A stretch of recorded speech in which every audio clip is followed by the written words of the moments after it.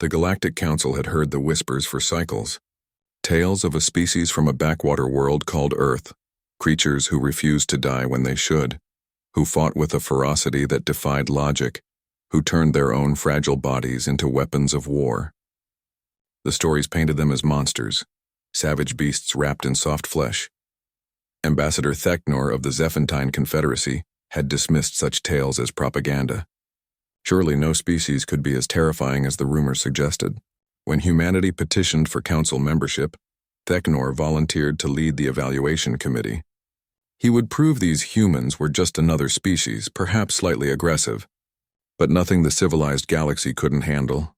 The delegation arrived at the human space station designated Gateway, with all the pomp and ceremony befitting a council inspection. Thecnor's four eyes scanned the pristine corridors, noting the efficiency of the design. The humans who greeted them were small, bipedal, with strange forward-facing predator eyes and unsettlingly exposed skin. Their leader, Ambassador Chen, smiled. An expression Thecnor had studied meant friendliness in human culture, though the display of teeth triggered something primal in his limbic system. "Welcome," Chen said warmly. "We're honored by your presence." The first days of evaluation were unremarkable. Humans showed adequate technology, reasonable diplomatic protocols, and a seemingly peaceful society. Thecnor began to relax. The monsters of legend appeared to be nothing more than an average species with good PR. Then the accident happened. A maintenance failure in Section 7 caused a catastrophic decompression. Alarm shrieked as atmosphere vented into space. Thecnor and his team, being in the adjacent section, were safe behind emergency bulkheads. But 3 human workers had been in Section 7 when it happened. Through the observation window, Thecnor watched in horror as the humans were exposed to vacuum. This was it, the tragic end he'd have to report to the council. No species survived vacuum exposure. Death came in seconds, blood boiling, lungs exploding, consciousness fading. But the humans didn't die. They moved with purpose, their faces contorted in pain that should have been impossible to endure.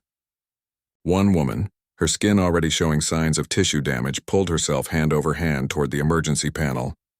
15 seconds in hard vacuum. 20. Her companion, a man whose eyes were hemorrhaging, pushed off a wall to reach a drifting toolbox. The third human, barely conscious, wedged himself into position to brace a crucial pipe that was buckling. 45 seconds. Thecnor's translator implant caught fragments of communication between them. Not screams of terror, but terse professional updates. Panel, almost. Got it. Seal, holding. Stay, conscious. At 63 seconds, emergency systems engaged. Atmosphere flooded back into the section. The 3 humans collapsed, their bodies broken and bleeding, tissue damage evident across exposed skin. Medical teams rushed in. "They're dead," Thecnor whispered to his aide. "They have to be." 2 days later, all 3 humans were back at work. Thecnor demanded an explanation. Ambassador Chen took him to the medical bay where Dr. Okonkwo, one of the survivors, cheerfully explained while checking her own healing injuries. "Oh, the vacuum thing.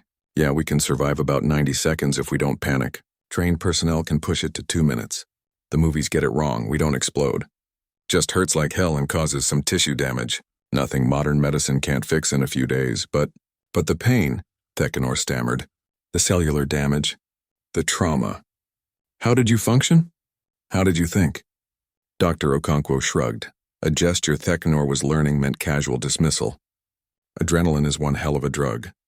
Plus we had a job to do. Couldn't let the station get damaged because we were uncomfortable." Uncomfortable. She called vacuum exposure uncomfortable. Thecnor began digging deeper into human history, accessing their databases with new eyes. What he found chilled his blood. Humans didn't just endure. They thrived on adversity. Their evolution hadn't been marked by developing better armor or sharper claws. Instead, they'd developed something far more terrifying: the ability to simply refuse to stop. He read about persistence hunting, how early humans would chase prey for days until the animal died of exhaustion. He learned about their wars, where soldiers fought on with injuries that would kill any other species. He discovered their exploration history, where they'd turned every disaster into a learning opportunity, every death into data for the next attempt. The ancient human saying echoed in his mind. What doesn't kill you makes you stronger. But the true horror revealed itself during a cultural exchange dinner. Ambassador Chen was describing human sports, activities they did for entertainment. Marathon running simulates our persistence hunting.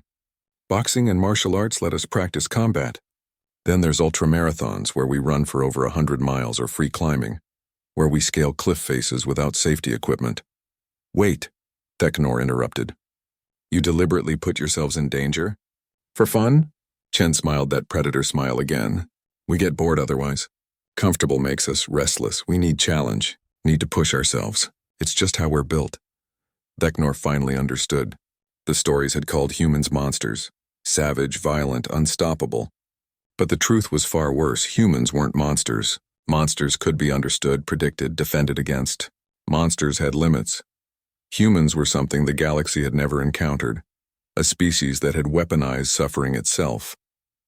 They'd turned their fragility into flexibility, their weakness into will, their mortality into motivation. They didn't just survive the unsurvivable. They grew stronger from it, learned from it, and then sought it out again. When Theknor submitted his report to the Galactic Council, he recommended immediate acceptance of humanity's petition, not out of admiration or friendship, but out of stark, pragmatic terror. If we deny them, he wrote, they will see it as a challenge, and humans don't back down from challenges. They embrace them. The Council approved humanity's membership unanimously. In the shadows of the chamber, the elder counselors who'd fought humans before nodded knowingly. The young ones would learn as Theknor had learned, as the galaxy would learn. The stories spoke of monsters. But humans weren't monsters. They were so much worse. They were human,